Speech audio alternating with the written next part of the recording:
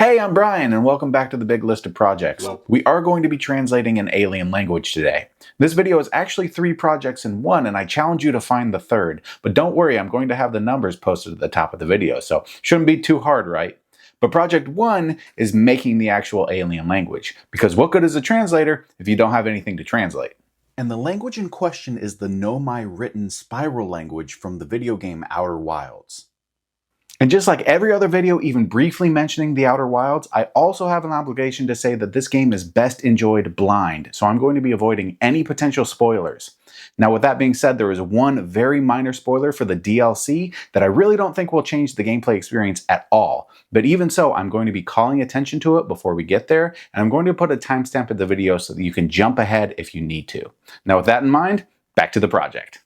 One of the main ways that you discover information in the game is by finding and translating these spirals of written Nomai text, where new thoughts branch off into new spirals. And the whole idea for this video stems from one particular pair of spirals on the planet Brittle Hollow that really resonated with me. So I found a high-res photo of these spirals in question. Then I could trace those out in Procreate to isolate just the characters of the spirals. And you can see that I'm not getting super accurate to each and every line, but my handwriting is not very good in written English, so it only fits that it wouldn't be very good here either. Plus, I like the little bit of unique personal touch that the sloppiness of my handwriting lends this project. But we got quite a bit of tracing to go, so enjoy some music in the meantime.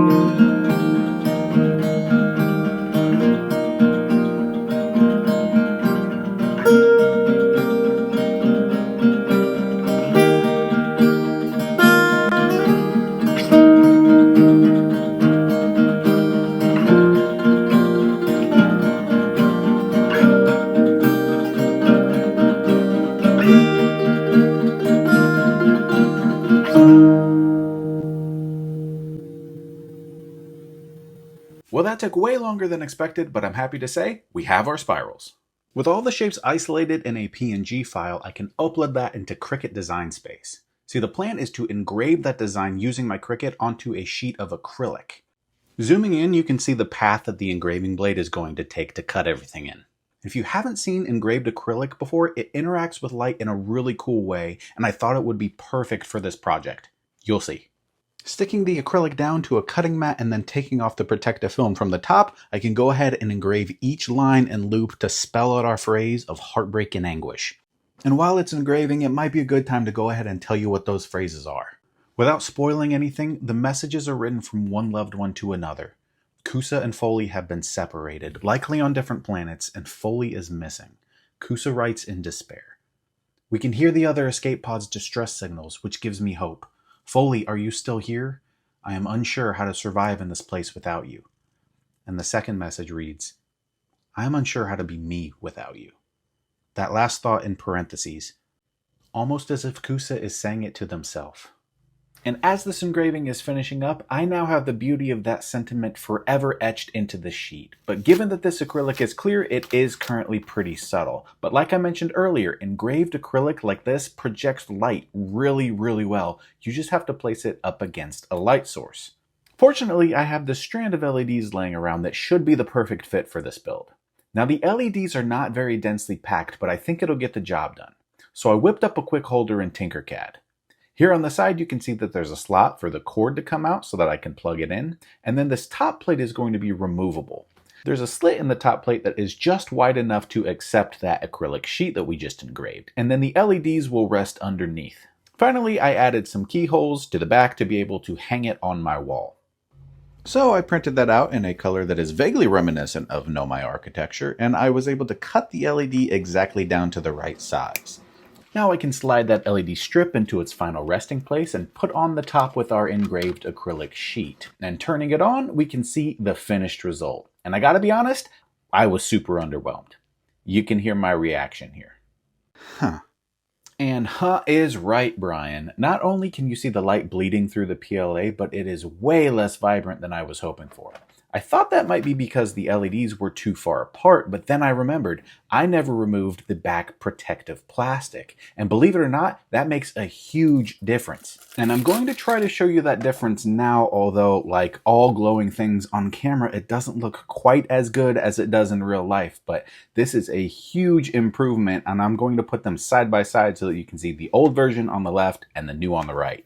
Actually, I busted out the good camera for this one, and I think you can tell a little bit better just how clear that acrylic is, especially when my reflection crosses behind it. Even better on a light background. And again, this is kind of how it looks like in-game with the symbols just up against a wall. I also reprinted the base with more walls and perimeters, so less of that light bleeds through, and I think it helps. So I'm really liking how this is turning out so far, and that's basically the first project done. The only problem is the spirals don't say anything. They're actually not unique at all. The game just uses their location to translate what they're supposed to say.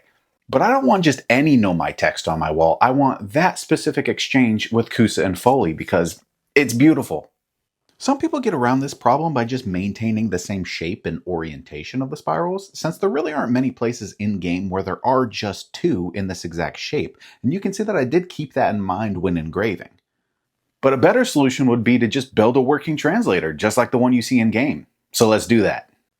Project 2. For the brains of the translator, I'm hoping to use this Arduino starter kit that my brother got me for Christmas. And I have no experience with this level of electronics, but I'm thinking I can make it work. The main piece is this Arduino Uno R3, along with a large breadboard and some jumper wires to play around with. And then there are a bunch of different input devices and outputs to present those different inputs. After a quick scan and some research, I think the keystone of this whole project is going to be this photocell here. That's going to be my input, and I'm going to use an LCD screen for the output.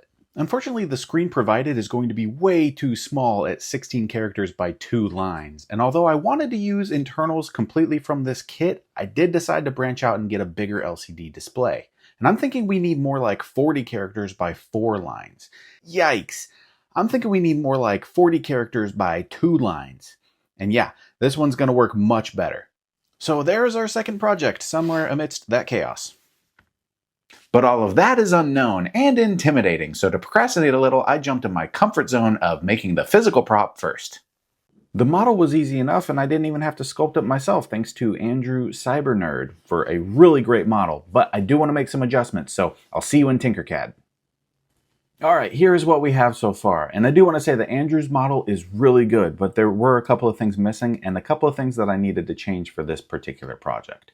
Namely, I scaled everything down to 70% of its original scale. So this is the 100% scale monitor in the back for reference, and I made that change because this is a mock-up of the screen that I just purchased for this project, and it is way too small to fit this gap. I did model in a bezel just to see what it would look like if I filled that gap, and I just think it looks a little comical and ridiculous. So instead, I modeled everything at 70% scale to fit the screen, and I think it looks a lot more visually consistent. There is a little bit of a bezel remaining, but I can live with that. I think it looks pretty good. I did quickly print out just that bezel since the fit of the screen is pretty crucial to this build looking good. I made it with just enough clearance to fit the screen snugly, keeping in mind that there needs to be enough of a gap on the end for the soldered pins to poke through when all of the wires are connected. And once I knew it was going to fit, I could add it to the Tinkercad model. A couple of the other changes that I made on the monitor is that I added this handle. This handle is present in the pictures on printables, but I couldn't find the file anywhere, so I had to add one of my own. And it is faceted like this in game, so I made sure to add those facets. I also added some accent details, this LED cluster up here and this brown bar. Not sure what it does, but it's very important. And then I changed a couple of other things, such as moving this hole back. This is where the control panel mounts onto the monitor, and you can see in its original location, any bezel I add for the monitor would occlude some of that hole and make it difficult to mount anything to it. So I shifted that back. I also added this access panel in the back that I can remove so that I can access all the electronics back here. And this is also where I will put the Arduino. You can see that here is that cutout for the pins, and this would be that blue bezel that I printed the test piece out of. So that's how it fits into the monitor. So once the access panel is back on, I can just use some double-sided tape to stick this down so that I can remove it if necessary. Then I modeled in these holes because there are a couple of wires that lead from the monitor to the camera module. And the camera module is this, and that's actually where I'm going to house the photo cell. And it was missing this little copper heat shield, so I modeled one of those up. I also changed the size of the handle. This is the 70% scale handle, which I figured would be too small to fit in my hand, so I made that a little taller, a little bit thicker, but of course I kept the threads the same size so that they would still fit with the other pieces. And then finally I changed this switch panel as well. This is the original and this is the one that I modified. You can see that I widened this gap so that I could fit an actual slider switch in here, and then I modeled the slider switch. And then these holes, I believe Andrew used these as functional switches in their build, but mine aren't going to be functional, they're going to be decoration. So I just modeled in these octagonal switches here that will go in here. The final change is that I removed this protrusion. Again, Andrew used this with a very specific, I guess this is a potentiometer, and I'm also going to be using a potentiometer, but mine will not fit in this hole with this protrusion here. So I needed to flatten that to make it to where I can actually use this and turn the device on and off with that potentiometer. So those were the changes that I made, and now I just have to print it all out. And here is every individual piece laid out in Bamboo Studio by color. And I'm printing them in separate colors just so that I can avoid some painting at the end, although there will be some. And this is the only multicolored piece. I will be printing it on its own separate plate just to avoid any unnecessary color changes. So I'll see you when it's printed.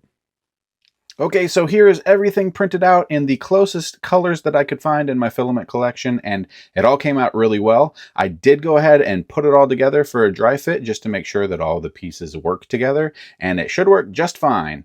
And as much as I would like to put it together again for you right now, that will come in time. For now, I need to stop procrastinating on the internals. But before I could jump straight into the project, I needed to get a feel for everything. And there are some really good starter projects that are included with the kit. I think these projects are supposed to build off of one another, and I probably should have started from the beginning, but ain't nobody got time for that, so I just jumped straight ahead to the project with the photocell. And after just a few minor roadblocks... Okay, but why isn't it working? So it turns out these resistors can't just be any resistors. They have to be a specific resistance. Duh. So it turns out these LEDs aren't supposed to go from positive to negative. They're supposed to come all the way across to this row here from the negative. So, duh. I successfully got the photocell wired up and working as it should. Basically, the photocell senses different intensities of light, and the Arduino tells it to light up subsequent LEDs in response. And my idea is to have my project do the exact same thing, but instead of lighting up LEDs, I want the Arduino to prompt different phrases to be displayed on the LCD screen. Except the kit does not tell you how to do that. So I enlisted the help of a friend of mine named Saad. Thankfully, he was able to walk me through this wiring schematic. These are actually both the same, they just utilize a different board, and I'll touch on that a little bit later. He was also able to help me write the matching code to program the Arduino, at least kind of. See, by the time I was done working with Saad, we had a program that would display one phrase with any amount of light. So basically either on or off, depending on if there was light present or not. And in this schematic in Tinkercad, there's actually a simulation function where I can demonstrate how that works. So this is the potentiometer up top, and it controls the brightness of the screen. So if I turn it down, you can see that the screen turns off. So that's kind of going to act as my on switch. And then here is the photocell. With the photocell, I can demonstrate different amounts of light coming in. And you can see that there's a threshold where the light comes in and it actually turns on the display, like a binary system, on and off. But my idea was for there to be 3 states, off, which would show the untranslated Nomai text phrase, low light, which would display the first spiral translation, and then slightly more light, which would show the second phrase. And then I could transition between the two by holding the translator closer to the second spiral to get more light coming in. And there's nothing in-game suggesting that light intensity isn't how the translator actually works, so it could be accurate, but I gotta figure out that part of the code on my own. And it took a ton of research and even more trial and error, but according to the simulation, I think this combination of hardware and software should do what I'm wanting. So if we check out the simulation, it shows untranslated when everything is off and no light is coming in. That's just because they didn't have a 40x2 LCD display for the simulation, but you get the idea with the small one. And then if we add a little bit of light to the photocell, you can see it says test 1, and adding a little bit more light and it says test 2. So I think that should be good. And I'll have to do a little more trial and error for the different intensities of light, especially considering the ambient light in the room that I'll have to adjust around, but that should be relatively easy. And luckily, I think I have all of these components in my kit except for one, and that is this one resistor right here, which you can see needs to be 270 ohms, and unfortunately that is not included in the kit, so I will have to special order that one piece. Unfortunately, I was finding it really difficult to find just one, so I did have to order 100 of them. Hopefully I'll find somewhere to use these. So now that I know where I gotta put all the wires, all I have to do is put all of the wires. And I have a little bit of soldering experience, but this will definitely be a challenge for me, especially because I don't know how to do some of the things that I seemingly will need to do. Like, do I solder directly to a resistor? Can I solder a resistor directly to the LCD screen? Can you solder DuPont connectors, or is that best practice? And currently the answer to all those questions is, I guess I'll find out. And it's a little scary because I don't have an unlimited amount of these components, and things can get ruined pretty easily. So to give me a little bit of breathing room, I am going to be using this prototype shield that came in my kit. And as far as I can tell, this allows you to make all of your more permanent connections here instead of on the actual Arduino, and then it just slots on top of the board. That way you can keep the Arduino fresh in case something doesn't work out, or you screw something up, or you have another prototype shield that you want to swap out. And by the end, I had kind of gotten into a flow, so I'm feeling pretty good about how things are going. Alright, solder wizards, let me know how I did. They don't look terrible. I know they're not great, but I think they're decent connections. Quite a bit of flux that I still need to clean off, but I think this should work. It doesn't work.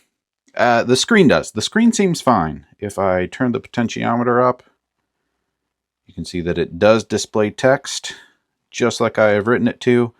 The problem is with the photocell back here, and you can see I have a light set up, but when I put the photocell in front of the light, there is no change. And I've adjusted values in the code just to make sure that I don't have those thresholds off, but still nothing. So I'm going to have to take a look at the wiring schematic again and see what I did wrong. Okay, I think I found the problem, and it is you. So I was checking over the initial schematic again, the one with the simulation capabilities, and I was looking at the wiring and the connections and the placement of everything, and I clicked on my resistor. Again, this is the one that is 270 ohms that I had to special order because there weren't any in the kit. Then I clicked on this one, and it's 10 ohms, except no, it's 10 kilo ohms, which I did not see, and that is a couple of orders of magnitude off.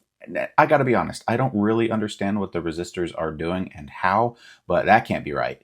So I do have a 10 kilo ohm resistor. I'll swap that out for the 10 ohm resistor that I put in by mistake.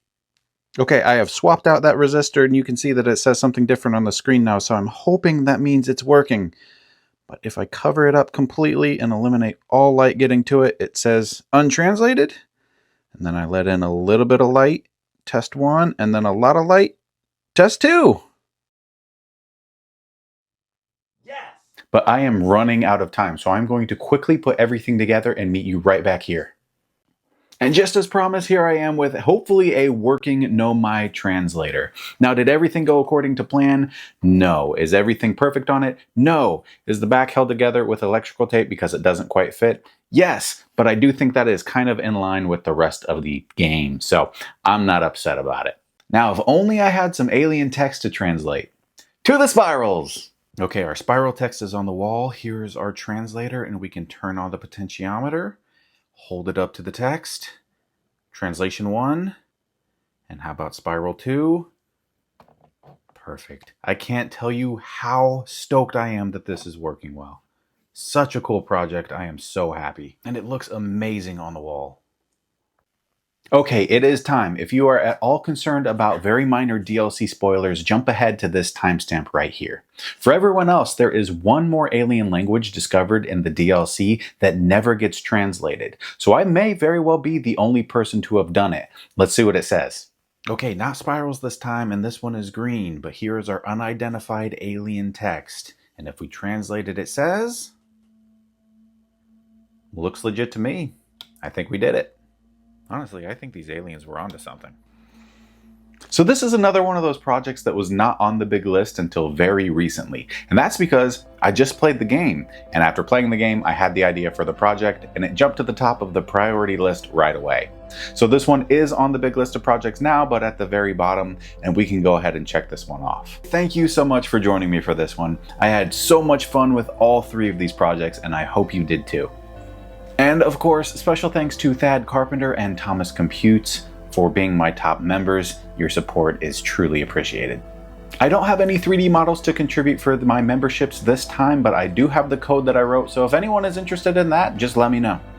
I'm not entirely sure what I want to be doing next. It might involve some spray paint, and eventually I do want to get back to those clay samples that I processed so that we can finally get those fired. But the big list of projects was not written in stone, and you never know on this channel. But subscribe if you're interested in seeing either of those. Peace. Oh snap, you made it to the end. Now that's dedication. If you like this video, you might like some of the other life-size props that I've made. Check out one of the videos on the side or check out the full playlist. And click the circle in the center to subscribe. I love you. Bloop.